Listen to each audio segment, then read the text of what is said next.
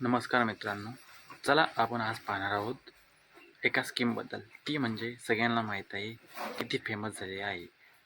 लाडकी बहीण योजना ही स्कीम आपल्या लाडक्या मुख्यमंत्र्यांनी आत्ता काही दिवसापूर्वी घोषित केली आहे. ह्या अंतर्गत स्कीममध्ये महिलांना परमाही 1,500 मिळणार आहेत. तर आपण कसं अप्लाय करायचं आणि पुढच्या स्टेप पाहू. तर आपण या व्हिडिओमध्ये पाहणार आहोत कसं लाडकी बहीण या योजनेला घर बसल्या आपण सोप्या पद्धतीने कसं अप्लाय करू शकतो, तेही तुमच्या फोनवरून. इतकी सोपी गोष्ट आहे मित्रांनो. हे लहान लेकरूसुद्धा करू शकतं, माई गॅरंटी. तुम्ही फक्त हा व्हिडिओ बघा आणि नंतर कमेंट करा. आणि काही प्रॉब्लेम असेल तुम्ही मला कमेंटमध्ये सांगू शकता. चला आपण पाहूया आता स्टेप बाय स्टेप. तर ह्यासाठी तुम्हाला नारी शक्ती दूत नावाचं हे ॲप लागेल. हे ॲप कुठून घ्यायचं? सिम्पल गोष्ट आहे. आपल्याला जायचं आहे प्ले स्टोअरला. हे असतं प्ले स्टोअर. ओके. त्यानंतर आपण काय करणार, प्ले स्टोअरमध्ये जाणार आणि इथं सर्च करणार. काय? ॲपचं नाव काय आहे? नारी शक्ती दूत. तर हे पहिल्या नंबरचं ॲप, त्याला आपण क्लिक करणार आणि हे बघा, पाहू शकता तुम्ही इथे तुम्हाला डाउनलोड ऑप्शन येणार. मी आधीच केलेला आहे त्यामुळे इथं ओपन येत आहे. सिंपल डाउनलोड करा आणि त्यानंतर आपण त्याला ओपन करू. ओपन होण्यासाठी थोडा टाईम घेतं, आपण वेट करू शकता, कारण सध्या खूपच सर्व्हर डाऊन चालत आहे. ओपन झाल्यानंतर असा इंटरफेस येतो. तिथं ऑप्शन असतात नारी शक्ती दूत योजना आणि यापूर्वी केलेले अर्ज. हे बघा, हे ऑप्शन आहेत सगळे. हे तर आपल्या स्कीमचं ऑप्शन आहे मेन म्हणजे हे. आपल्याला ह्याला क्लिक करून सगळं आपल्याला काय ते करायचं आहे. त्यासाठी आपण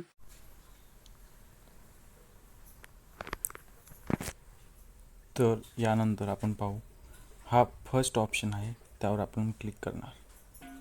त्यानंतर माहिती दिल्याप्रमाणे आपण फक्त स्टेप बाय स्टेप फॉलो करणार. जसं की इथं पाहू शकता, इथं आपण टाकणार महिलेचे संपूर्ण नाव. त्यानंतर पती किंवा इफ मुलीचे लग्न झालेले नसेल तर आपण इथं वडील करणार. ओके. त्यानंतर महिलेचे लग्नापूर्वीचे नाव इथं टाकणार. महिलेचे लग्नापूर्वीचे नाव इथं टाकून झाल्यानंतर आपण काय करणार, सिम्पली जन्म या ठिकाणी क्लिक करणार आणि इथून आपण काय करणार, 1988 करणार. जसं की जे आहे ते इथे क्लिक करणार आणि समथिंग असं ओके करणार, सेट करणार. ओके. त्यानंतर आपण अर्जदाराचे आधार प्रमाणे इथं नाव टाकणार, हे पाहू शकता.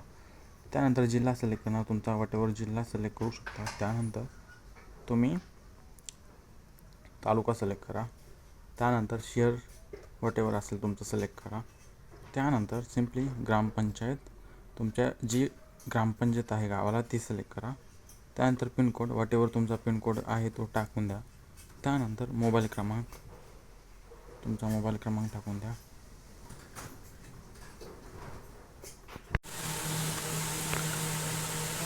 तर लक्ष द्या, हा मोबाईल क्रमांक टाकताना कधीही तोच द्या जो की तुमच्याजवळ असेल.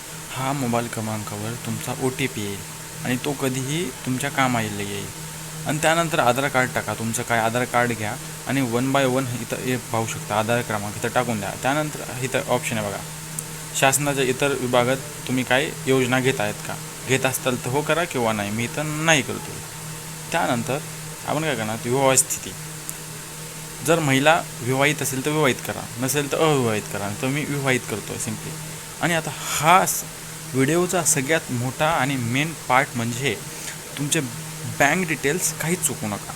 तर लक्ष द्या, बँकेचे टोटल नाव द्या, जसं की स्टेट बँक ऑफ इंडिया इथं टाकून द्या.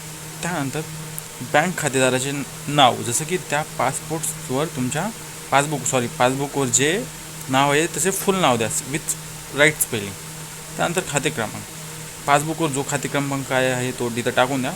त्यानंतर हा IFSC कोड टाका. ओके. IFSC कोड टाका. बरोबर चुकू नका. त्यानंतर आपले आधार आपल्या खात्याशी जोडले आहे का इथं हो करा. ठीक आहे. त्यानंतर आता लास्ट स्टेप म्हणजे आपल्या प्रोसेसचे म्हणजे अपलोड डॉक्युमेंट करायचे आहे. तर ती फक्त स्टेप बाय स्टेप बघा. तर चला आता आपण आपली लास्ट स्टेप बघू. ओके ठीक. तर बघू शकता हे बघा, हे आधार आहे. तर इथं जस्ट काय करायचं, सिम्पली हे बघू शकता. जस्ट मिनिट, ह्यावर क्लिक करा. गॅलरीमध्ये तुम्ही जे फोटो अपलोड केलेले आहेत ना, आधी सगळ्या डॉक्युमेंटचे फोटो.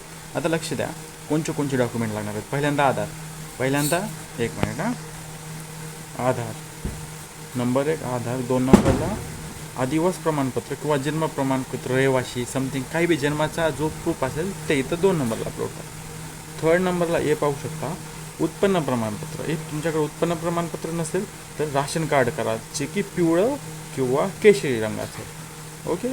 त्यानंतर अर्जदाराचे हमीपत्र. हे बघा हमीपत्र, हे ह्या ॲपमध्ये डाउनलोड करून तुम्ही त्याची प्रिंट काढा आणि त्यावर सिग्नेचर महिलांची करा आणि ते अपलोड करायचे. किंवा तुमच्याकडे नसेल तर मी माझ्या व्हिडिओच्या लिंकमध्ये सुद्धा हे टाकतो, त्याचं टेन्शन नाही. त्यानंतर पासबुक. 4th नंबर आहे पासबुक. ओके. आणि लास्ट म्हणजे इथं तुम्ही TC, जन्म कोणचा बी. एक मिनिट दाखवतो तुम्हाला. हे बघा एवढे ऑप्शन्स आहेत. राशन कार्ड, मतदान ओळखपत्र, जन्म प्रमाणपत्र, शाळा सोडायला दाखला, हे कोणचे पण अपलोड करू शकता. काहीच करायचं नाही जास्त. फक्त क्लिक करा, फोटो काढून ठेवा आधी सगळे. गॅलरीमध्ये जा, क्लिक करा. 1 बाय मॅक्सिमम 5 MB पर्यंत होऊ शकतो. 1 बाय 1 सगळे करा. त्यानंतर व्हिडिओची लास्टची म्हणजे ह्यामध्ये आपण लाईव्ह फोटो घेणार. तुमचा मोबाईल घेऊन जा, ह्या ऑप्शनवर क्लिक करा आणि आपल्या ताई किंवा महिलांचा फोटो क्लिक करा लाईव्ह. ओके. त्यानंतर लास्ट स्टेप म्हणजे ह्या बॉक्सला क्लिक करायचं आहे. सिम्पली काय करायचं, क्लिक करायचं आणि हे स्वीकारा. इथं ऑप्शन येतो बघा, हा पाहू शकता, स्वीकारा. ओके स्वीकारा. आणि लास्ट स्टेप म्हणजे हे माहिती जतन करणे. ओके. ही स्टेप केल्यानंतर तुम्हाला मोबाईलवर एक OTP येतो, जो ह्या फॉर्ममध्ये हे पाहू शकता. एक minute, I show you, just wait. एक मिनिट, हे ॲप खूप प्रॉब्लेम देतं आहे. एक मिनिट, हे पाहू शकता. हां, इथं मोबाईल नंबर टाकताय ना तुम्ही, हा वाला. सिम्पली इथं हे बघा, इथं जो टाकताल ना तोच त्याच्या OTP येणार. ओके. त्यानंतर तुम्ही OTP टाका. OTP टाकल्यानंतर सक्सेसफुल झाला असा मॅसेज येतो. ओके. आणि आता तुमचं झालं हे ओळखण्यासाठी फक्त काय करायचं, झाल्यानंतर बॅक यायचं आणि हे पाहू शकता इथं ऑप्शन्स आहेत काही.